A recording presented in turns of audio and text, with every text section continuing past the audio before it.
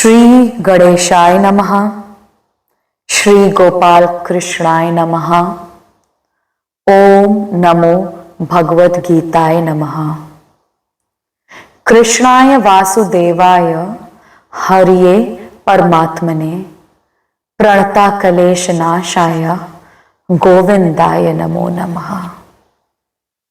Hello my lovely listeners, my name is Ghazal and I welcome you all to my podcast Season 1 to Bhagavad Gita. Today's episode is entirely dedicated as an introduction episode to Bhagavad Gita. So, if you are new to my channel, you will get to know a background story how Bhagavad Gita started. If you all are not aware, then Bhagavad Gita was a conversation of 700 shlokas which was recorded between Lord Shri Krishna and Arjun. Lord Shri Krishna was a charioteer for Arjun and they were standing in the battlefield of Mahabharat. Mahabharat, the great battle which took place 5,000 years ago on the fields of Kurukshetra. Kurukshetra is currently located in Haryana, and certain excavations have also proved that Mahabharat existed. The great battle was being fought between two major armies, Kauravas and Pandavas.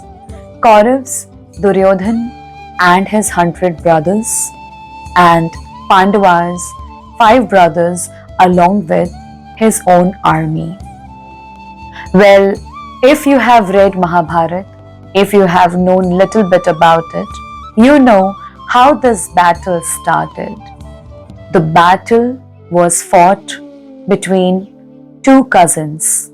It was a family property dispute which eventually took a shape of a civil war, a war which cannot be forgotten, a war which even if you think now would give you a goosebump. And Bhagavad Gita was a conversation between Lord Krishna and Arjun.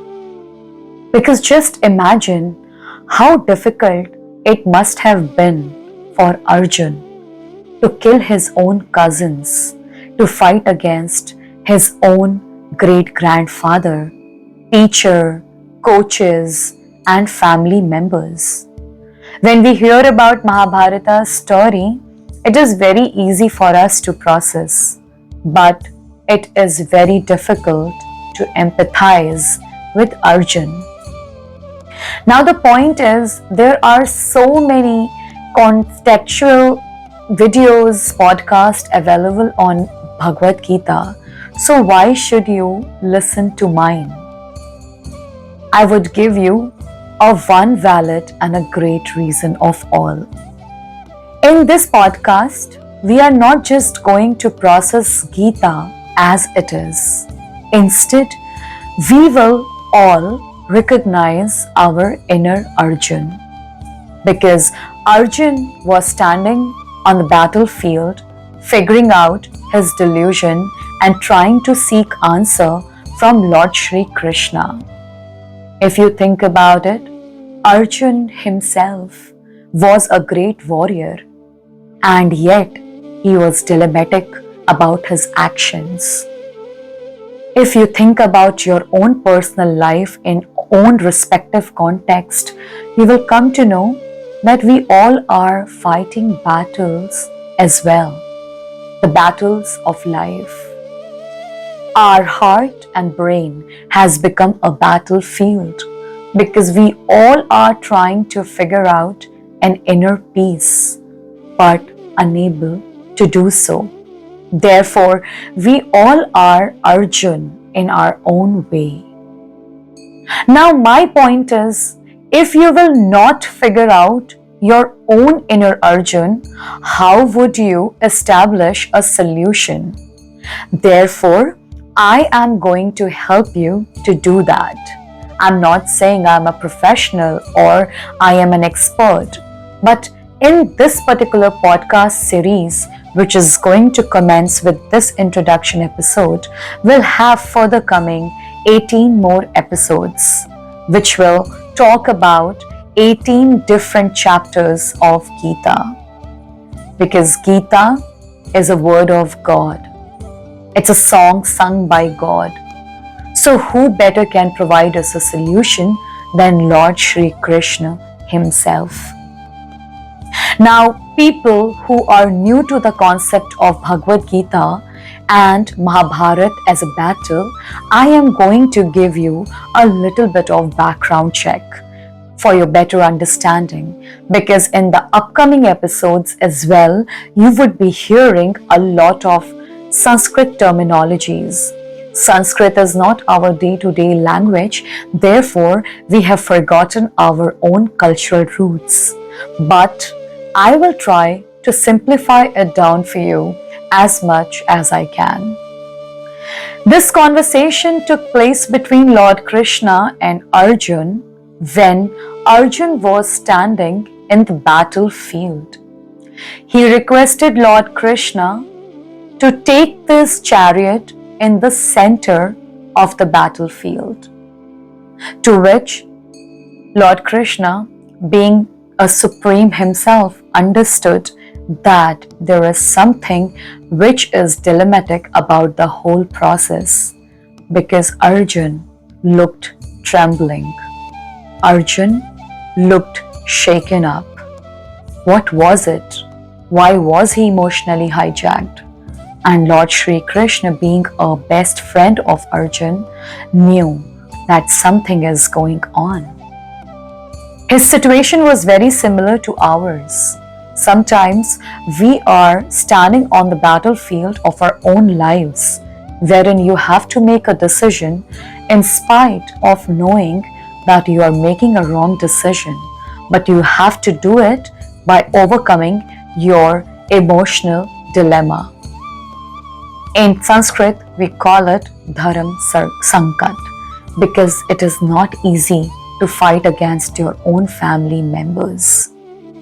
And at the same time, if you look from the practical point of view, Arjun also wanted to do the risk assessment of the damage which this great war was about to cause. He wanted to analyze both the set of armies. Like we do when we've been given a task, we have to do the risk management, the analysis, the pros and the cons, and the probabilities to work over your strength and weaknesses. This is exactly what Arjun was trying to do. Now, what happens later, you will come to know in a further episode. However, this whole situation was not as simple as it sounds to you on this particular podcast. It was way more intense. Everyone involved in the civil war, doesn't matter which side of the army wins, they all knew that it's gonna cause a major destruction. The devastation is about to begin. And yet, this war was so important to fight. Like we say, Bhagavad Gita involves relationship management.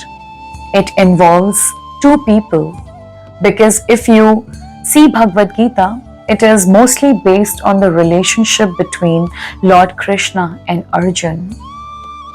But what was that one thing which made Arjun very different from everyone else?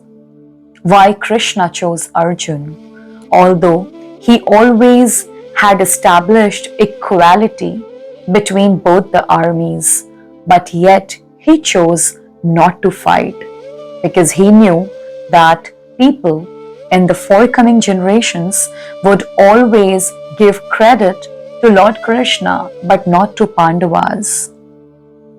In Dwapar era, it is believed that even Duryodhan and Arjun, both of them proceeded to Lord Krishna to seek help from the war perspective, to which He was given a chance to choose between Arjun and Duryodhan. Lord Krishna told Arjun, "You pick first. What do you want? Narayani Sena or me?" To which Arjun looked deep into Lord Krishna's eyes and recognized the Vishnu element flowing in Lord Krishna, and also the friendship, the bond they had cherished, and chose Lord Krishna over the most prosperous and brave army. Imagine, the army of Lord Krishna must have been so humongous in their bravery because they were trained by Balram himself. And Duryodhan, on the other hand, chose Narayani Sena. This shows the faith and the surrender and the belief which Arjun had towards Lord Krishna. Therefore, choosing God, choosing faith over any fear would lead you to victory. Having said that, it does not mean that you start to just keep your faith in God and stop doing your karma. It definitely does not mean that. Everybody has to do their share of karma. You have to put your thoughts to action to bring out any change in your life. Like we say, if you don't help yourself, God will never help you. So you have to get up and start helping yourselves first. Stop being self-pity towards you. You instead need to be very proud of what you're doing. And entire Gita is based on the relationship management between Lord Krishna and Arjun himself. Gita was being preached in the battlefield. However, the Gita which we hear or which is being transmitted to us is via Sanjay. Who was Sanjay? Sanjay was a very faithful I can say he was a workforce for Dhritarashtra, and because Dhritarashtra was a blind king, he would not be able to participate in the battle, but being a king, as all the sons were participating in the war which was about to begin, telepathic sight was being given to Sanjay. Now Sanjay was translating and transmitting this entire Gita which was happening in the battlefield. Like we say, Sanjay also had some great karma. Therefore, he was a fortunate one to listen, to understand and to empathize by himself and then further translate it to King Dhritarashtra. Gita, we all have heard this word. This lyrical conversation would change your life, would change your lifestyle, because we all are Arjun in our own way. Like Gita talks about the relationship management, that's why it also focuses on 18 entry and exit point of our body, 9 being conducted by the individual soul, and if you are 2 people involved, then it becomes 18. Reminding you of that, there are 18 chapters also in Gita. The battle of Mahabharat was also fought for 18 days. 18, if you combine the number 1 plus 8 leads to 9, which leads to Navagraha, means 9 planets. Everything is all scientifically connected. And in the further upcoming episodes, we are going to take Gita in a more simplified version. We will try to empathize with the life of Arjun and how the problems are relevant in our own individual's life. With the help of this, we will try to establish a bridge from Dwapar to Kalyuga.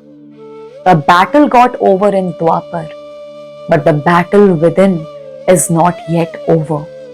With the help of Dwapar Yuga, we will try to transit all the necessary and essential coaching of Lord Krishna, which could be applicable in our daily, day-to-day lives.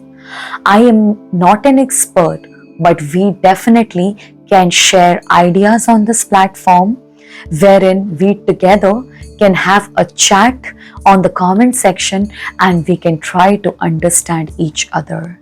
And if nothing else, at least this platform is going to help you to vent out your problems without having a fear of being judged.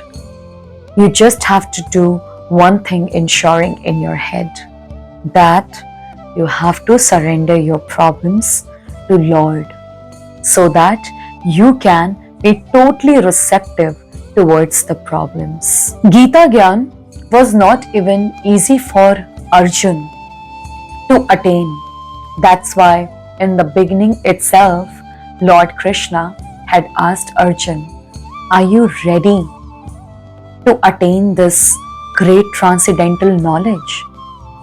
And today, I am going to ask you the same question.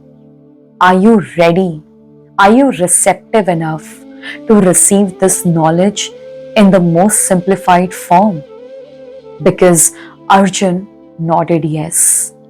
If you are nodding yes to hop onto this venture, then I assure you that you are going to enjoy the entire podcast session for upcoming 18 episodes, because we are going to talk about Karma Yoga, Gyan Yoga, the transcendental knowledge, the Sankhya Yoga, and the Bhakti Yoga, and many more things in the very simplified form. The simplified to a level wherein you would be able to execute Gita Gyan in your own respective lives. You can understand it, you have a liberty to receive the knowledge the way you want to receive. So if you would show your cooperation and collaborative effort towards this podcast, we are going to have a great upcoming venture. With this, I bring this particular episode of Introduction to Bhagavad Gita to an end, and I'm gonna see you soon in the upcoming episode, the first chapter of Gita, the dilemma, the delusion of Arjun, also known as Arjun Vishad Yoga. And with this, I'm going to end this particular episode by signing off. My name is Ghazal, and I'm signing off in the name of Lord Krishna. Hare Krishna.